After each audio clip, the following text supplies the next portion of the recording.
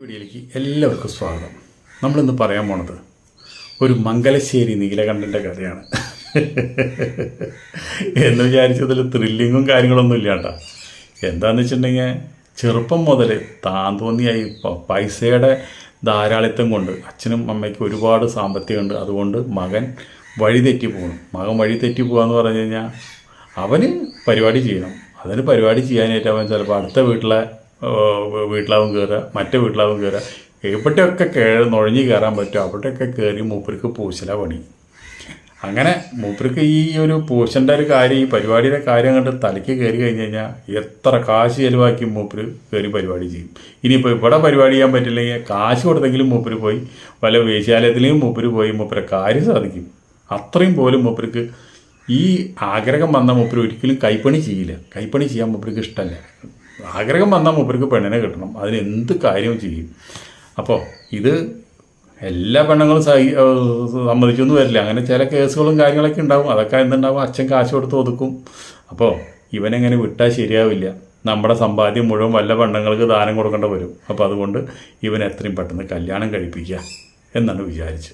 അങ്ങനെ അച്ഛൻ ഇവനെ കല്യാണം കഴിപ്പിച്ചു. ഒരു സുന്ദരിയായ പെണ്ണിനെ കല്യാണം കഴിച്ചു കൊടുത്തു. കഷ്ടകാലം എന്ന് പറഞ്ഞാൽ അതുപോലെ തന്നെ ഇവൻ്റെ അമ്മ ആദ്യം മരിച്ചിട്ടുണ്ടായിരുന്നു. കുറച്ച് നാൾ കഴിഞ്ഞപ്പോൾ അച്ഛനും വയസ്സായി, അച്ഛനും മരിച്ചു. പിന്നെ ബിസിനസ്സും കാര്യങ്ങളൊക്കെ നോക്കണതും എല്ലാം ഇവനാണ്. അപ്പോൾ ഇവന് പണ്ടത്തെക്കാളും കൂടുതൽ പരിപാടി എന്താ വെച്ചിട്ടുണ്ടെങ്കിൽ വീട്ടിലെ ചോറ് ചിലവർക്ക് ഇഷ്ടമല്ല, ചിലവർക്ക് ഹോട്ടലിലെ ചോറ് വേണം. അപ്പോൾ വീട്ടിലെ ചോറ് എന്നും കുടിക്കുമ്പോൾ ഒരു ഒരു ഒരു മന്ദത വരും. എന്ന് ഈ പരിപ്പ് കൂട്ടാനും അല്ലെങ്കിൽ എന്ന് ഈ മീൻ കൂട്ടാനും എന്നും ഒരേ സ്റ്റൈല്, ഒരേ വെപ്പ്. അതുപോലെ കണ്ട് നമുക്ക് ചിലപ്പോൾ fried rice, noodles, chilli chicken, ginger chicken, അങ്ങനെയുള്ള പല ഐറ്റംസുകളും കഴിക്കണം എന്നുള്ള ആഗ്രഹം തോന്നുമ്പോൾ പിന്നെ ഇവൻ്റെ പിന്നെ അധികാരം കിട്ടിയല്ലോ. പിന്നെ അവൻ്റെ സകല തലത്തും ചെറ്റപ്പൊക്കലായി പണി. അത് കുറേ കഴിയുമ്പോൾ ഭാര്യമാർ അറിയുകയും ചെയ്യും. അങ്ങനെയായി മൂപ്പര സ്വഭാവം. അങ്ങനെ ഇങ്ങനെയുള്ള കാര്യങ്ങൾക്ക് നടക്കുമ്പോൾ എപ്പോഴെങ്കിലും ഒരു തിരിച്ചടി അവർക്ക് കിട്ടും. അത് നമ്മൾ ശരിക്കും പറഞ്ഞു കഴിഞ്ഞാൽ ഒരു ഭർത്താവിന് ഒരു ഭാര്യ, അതാണ് നമ്മുടെ ഒരു ശരിക്കും പറഞ്ഞു പോയത് ഐതിഹ്യം. അതിന് മേലെ കളിക്കുന്ന പെണ്ണുങ്ങളുണ്ടായിരിക്കാം, ആണുങ്ങളുണ്ടായിരിക്കാം. അവർക്ക് ദൈവം കൊടുക്കുന്ന ശിക്ഷയാണ് ഒരു ലൈംഗിക രോഗങ്ങൾ. അതിൽ ഏറ്റവും വലിയ മാരക രോഗം എയ്ഡ്സ്. അതിൻ്റെ ഇടയിൽ സിഫിലിസ്, ഗോണോറിയ, അങ്ങനെ പല ഐറ്റംസുകളുണ്ട്. അപ്പോൾ ഒന്നിലധികം സ്ത്രീകൾ ആണുങ്ങളെ പിടിച്ചാലും ഒന്നിലധികം സ്ത്രീകളെ പിടിക്കുന്ന ആണുങ്ങൾക്കും ദൈവം കൊടുക്കുന്ന ശിക്ഷയാണത്. അല്ലെങ്കിൽ വേറെ ശിക്ഷ കൊടുക്കും. അതാണ് ഇവിടെ കിട്ടിയത്. ഇവിടെ ലൈംഗിക രോഗം മറ്റുള്ള കാര്യങ്ങളൊന്നല്ല കിട്ടിയത്. അതൊക്കെ ഉണ്ടെങ്കിൽ കാശുണ്ടെങ്കിൽ അതൊക്കെ ചികിത്സിച്ച് ഭേദമാക്കാം. ഇവിടെ അതിനേക്കാളും വലിയ തിരിച്ചടീന് ഈ ചെറുപ്പക്കാരന് കൊടുത്തത്. അതാണ് നമ്മൾ നോക്കാൻ പോകുന്നത്. നിങ്ങളൊക്കെ ഇങ്ങനെ നടക്കുന്ന ആൾക്കാരാണെങ്കിൽ നിങ്ങൾക്കത് മനസ്സിലാക്കാം. ഒരു ഭാര്യ, സുന്ദരിയായ ഒരു ഭാര്യനെ ഉണ്ടെന്ന് പറഞ്ഞിട്ടും അതൊന്നും പോരാണ്ട് ചൊട്ടശീലം ചുടല വരെയെന്ന് പറഞ്ഞുകൊണ്ട് പെണ്ണുപിടുത്തം മാത്രം തൊഴിലാക്കിയ ഈ ചെറുപ്പക്കാരന് അതും കൂടി കുറച്ചും കൂടി കാശുകളുണ്ട്, കുറച്ച് കാളും കാണാത്തൊരു സുന്ദരനാന്ന് വെച്ചാൽ പിന്നെ പറയും വേണ്ടല്ലോ. അപ്പോൾ പെണ്ണുങ്ങൾ കെട്ടുന്ന് പുറക്കാൻ തോരുണ്ടാവില്ല. അപ്പോൾ അങ്ങനെ ഇരിക്കുന്ന സമയത്താണ് ഇദ്ദേഹത്തിന് ഈ പരിപാടിയും കാര്യങ്ങളൊക്കെ ചെയ്തുകൊണ്ടിരിക്കുന്ന സമയത്ത് ഒരു ദിവസമാണ് മൂപ്പർക്ക് ഒരു ആക്സിഡൻറ്റ് ഉണ്ടാവുന്നത്. മൂപ്പരെ കാറ് ആക്സിഡൻ്റായി. ആ ആക്സിഡൻ്റ് ആയോട് കൂടിയിട്ട് മൂപ്പര് ശരിക്കും പറഞ്ഞു കഴിഞ്ഞാൽ ഒരു മാസം ആശുപത്രി കിടന്നു. ആശുപത്രി കിടന്നതല്ല, അത് അത്രയും മരിച്ചു പോകേണ്ട സിറ്റുവേഷനാണ്. ഇദ്ദേഹത്തിൻ്റെ കാശിൻ്റെ പവർ കൊണ്ട് ഇദ്ദേഹം ജീവിതത്തിലേക്ക് തിരിച്ചു വന്നു. അങ്ങനെ ഒരു മാസം ആശുപത്രി കിടന്നു. ഇനിയിപ്പോൾ ആശുപത്രി കിടന്നിട്ട് വലിയ കാര്യമൊന്നുമില്ല. എന്താ വെച്ചിട്ടുണ്ടെങ്കിൽ നട്ടെല്ലിനാണ് കുഴപ്പം പറ്റിയത്. നട്ടെല്ലും കാലും എല്ലാം ഡാമേജായി, ഞരമ്പുകളൊക്കെ തളർന്നു പോയി. അതോടുകൂടിയിട്ട് പിന്നെ മൂപ്പർക്ക് ഇനി വീട്ടിൽ വന്നിരുന്ന് റെസ്റ്റ് എടുക്കുക എന്ന് മാത്രമാണ് വേറെ ഒരു ഓപ്ഷനുള്ളൂ. അപ്പോൾ ഭാര്യ അങ്ങനെ നോക്കാൻ ഭാര്യ ഉണ്ടായിട്ടുള്ളൂ. പിന്നെ കാശുള്ള കാരണം അവർ 1-2 ഹോം നേഴ്സിനെ വെച്ചിട്ടാണ് ഇയാൾ നോക്കുന്നത്. അപ്പോൾ അങ്ങനെ ഇരിക്കുന്ന സമയത്ത് ഇയാളുടെ ഒരു ഇലക്ട്രിക് വീൽ ചെയർ ഉണ്ട്. ആ വീൽ ചെയറിൽ ഇരുന്നിട്ട് അദ്ദേഹം വീട്ടിലൊക്കെ സഞ്ചരിക്കാം, പൂന്തോട്ടത്തിലൊക്കെ നടക്കാം.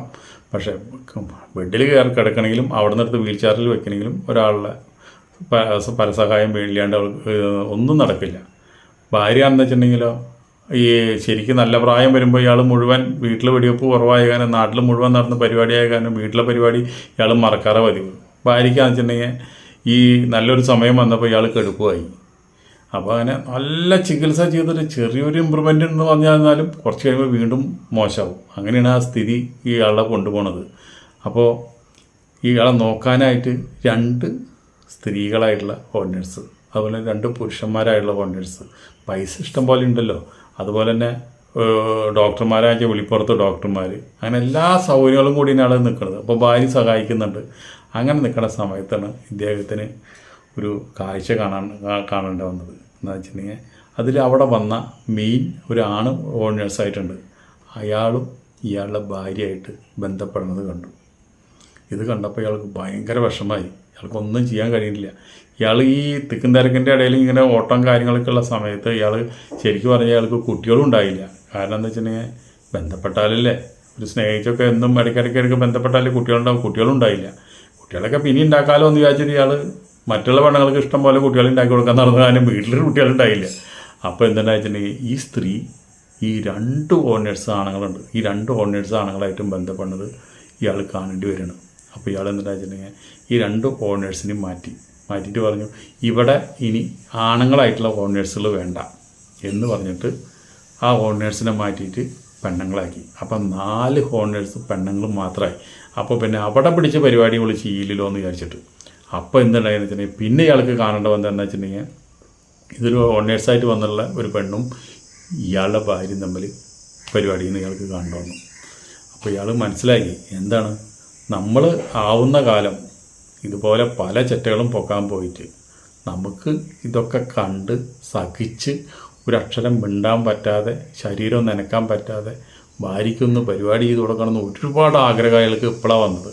ഭാര്യയുടെ സൗന്ദര്യം ആൾ ഇപ്പോഴാണ് ശരിക്കും വീട്ടിലിങ്ങനെ കഷ്ടപ്പെട്ട് കിടക്കുമ്പോഴാണ് ഭാര്യയ്ക്ക് ഇത്രയും സൗന്ദര്യം ഉണ്ടോ എന്ന് ഇയാൾ കാണുന്നത് തന്നെ. അപ്പോൾ വീട്ടിൽ ഇത്രയും വലിയൊരു സൗന്ദര്യം ആസ്വദിക്കാണ്ട് അതിനേക്കാളും മോശമായ പെണ്ണുങ്ങളെ പുറത്ത് പോയിട്ട് പരിപാടി ചെയ്യുമ്പോൾ വീട്ടിലിരിക്കുന്ന സൗന്ദര്യം ആൾ മനസ്സിലാക്കിയില്ല. ഇയാളിപ്പോൾ ഇവിടെ കെടുപ്പലായി. ഇയാളുടെ ഭാര്യനെ പലരും യൂസ് ചെയ്യാൻ തുടങ്ങി. അപ്പോഴാണ് ഇയാൾ ശ്രദ്ധിക്കുന്നത് ഭാര്യയുടെ അവയവങ്ങളും ഭാര്യനെ കാണാനുള്ള ബ്യൂട്ടിയും ഭാര്യ എത്ര സുന്ദരിയാണ് എന്നുള്ള അയാളെ മനസ്സിലാക്കുന്നത്. അപ്പോഴാണ് അയാളെ കണ്ണിൽ നിന്ന് കണ്ണീര് ഒഴുകുന്നത്. ഇപ്പം എനിക്കൊന്ന് പരിപാടി ചെയ്യാൻ തോന്നുന്നു, പക്ഷെ എന്ത് ചെയ്യാം, എല്ലാ ചലനശേഷിയും നഷ്ടപ്പെട്ടു. പാമ്പാന്ന് വെച്ചിട്ടുണ്ടെങ്കിൽ പാമ്പിൻ്റെ പടം കൊഴിഞ്ഞു, പാമ്പ് പത്തി വീഴിക്കില്ല, എല്ലാം കൊണ്ട് ഇയാൾ തളർന്ന് തരിപ്പണമായി. അപ്പോൾ ഇയാൾ വിചാരിക്കുന്നു ഇനിയിപ്പോൾ ഈ ഭാര്യയോട് ഇതെന്തെങ്കിലും പറഞ്ഞിട്ടോ അല്ലെങ്കിൽ ഇതിൽ മാറ്റം വരുത്തിയിട്ടോ അല്ലെങ്കിൽ ഇപ്പോൾ ഓണേഴ്സിനെ മാറ്റി പെണ്ണുങ്ങളെ മാത്രമാക്കിയാലോ ഇവൾക്ക് കാര്യങ്ങൾ നടക്കണം. അതിന് വേണ്ടിയിട്ടാണ് ഇവൾ ചെയ്യുന്നത്. അപ്പോൾ അതുകൊണ്ട് നമ്മളിനി എന്താ ചെയ്യുക, കണ്ണടയ്ക്കുക. ആവുന്ന കാലം നമ്മൾ കുറേ മതിച്ച് നടന്നതല്ലേ, കാട്ടാനെ പോലെ കാടളക്കി നടന്നതാണ്. ആ കാടളക്കി നടന്നതിനുള്ള ശിക്ഷയാണ് ഇപ്പോൾ എനിക്ക് കിട്ടുന്നത്. ഇനിയിപ്പോൾ ആ വീട്ടിലെ പൂന്തോട്ടക്കാരനെയോ അല്ലെങ്കിൽ അവിടേക്ക് പണിക്കുകാരനോ വേറെ ആരെങ്കിലോ എല്ലാവരും പിടിച്ച് ഇവൾ പരിപാടി ചെയ്യുന്നുള്ള കാര്യം ഇവൾക്ക് ഉറപ്പായി. അപ്പോൾ അതുകൊണ്ട് എല്ലാം കൂടി സഹിച്ച് ഇനി ഇങ്ങനെ ഈ ബെഡിലുള്ള ജീവിതം എനിക്കിതൊക്കെ കണ്ട് മരിക്കാൻ എനിക്ക് പറ്റില്ല. അപ്പോൾ ഡോക്ടർമാരും വിധി എഴുതിയിട്ടുണ്ട്, ഇദ്ദേഹത്തിന് ഇനി ഏറ്റ് നടക്കാൻ പറ്റില്ല. ഇങ്ങനെയുള്ള കാര്യങ്ങളൊക്കെ കണ്ട് ഈ സ്വത്തിൻ്റെ ഇത്രയുണ്ടെന്ന് വിചാരിച്ച് അട്ടം നോക്കി കിടക്കാനേ പറ്റുള്ളൂ എന്ന് പറഞ്ഞുകൊണ്ട് അങ്ങനെ ഇയാൾ അവിടെ ആത്മഹത്യ ചെയ്യുന്നു. ഇയാൾ മരിക്കുന്നതാണ്.